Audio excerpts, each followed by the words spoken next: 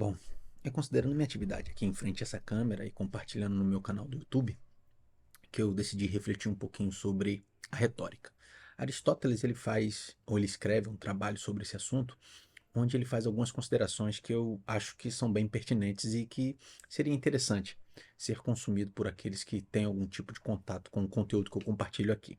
Aristóteles, ele pensa a retórica como uma atividade humana que é desenvolvida na intenção de convencer, de dissuadir ou de orientar aqueles que são os interlocutores ou aqueles que ouvem o discurso de quem desenvolve a atividade retórica.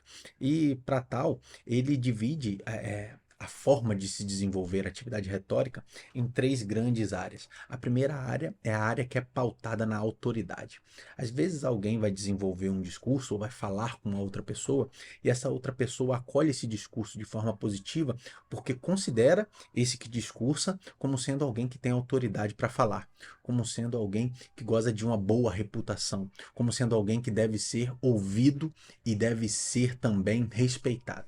Isso pode ser pensado de várias formas ou pode ser entendido a partir de uma série de auxílios. Para que você entenda melhor, eu gosto de usar o exemplo do pai. Às vezes, quando um pai vai falar com um filho, esse filho ele tem uma tendência maior de acolher aquilo que é dito, principalmente se houver uma boa relação entre o pai e o filho, não considerando tanto aquilo que é falado, mas sim a autoridade de quem fala. Uma outra área da retórica observada e apresentada por Aristóteles é a área do sentimento.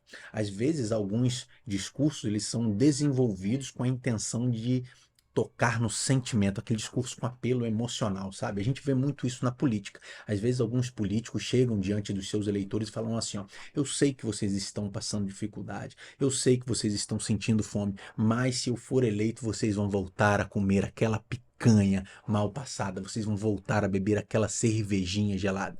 Veja bem, esse discurso ele está tocando lá no sentimento das pessoas. Ele sabe do que aquelas pessoas gostam, eles sabem o que aquelas pessoas sentem hoje, as suas necessidades, e ele fala justamente aquilo que as pessoas querem ouvir para que elas acolham de forma positiva aquilo que está sendo dito.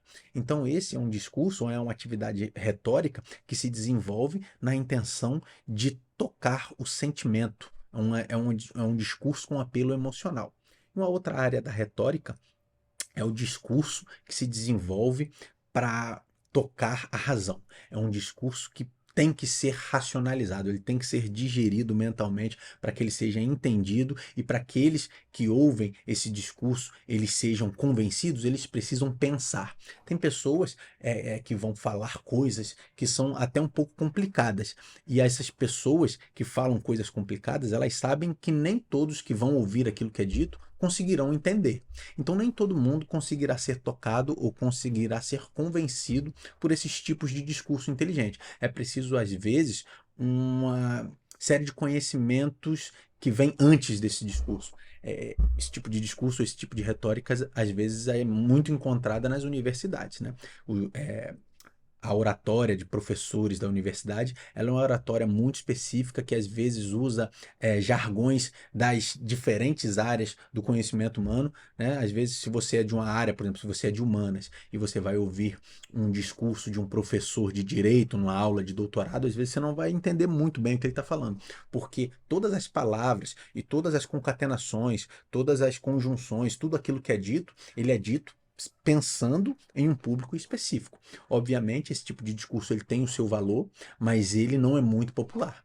Então, quando eu falo aqui, eu tenho uma intenção, e a minha intenção é fazer com que o meu interlocutor, fazer com aquele que escuta o que eu digo, que ele pense. Mas existem outras formas de tocar aqueles que escutam aquilo que a gente diz, né? Então, é interessante pensar um pouco sobre essa atividade humana de falar com a intenção de convencer ou de produzir naquele que escuta algo de novo ou algo de interessante, podendo ou não mudar o curso das ações daqueles que nos ouvem, tá? Essa foi a pequena reflexão de hoje. Eu gosto de trazer algumas coisas assim para que vocês pensem. Se vocês estão gostando do que eu compartilho aqui, como sempre faço, tá?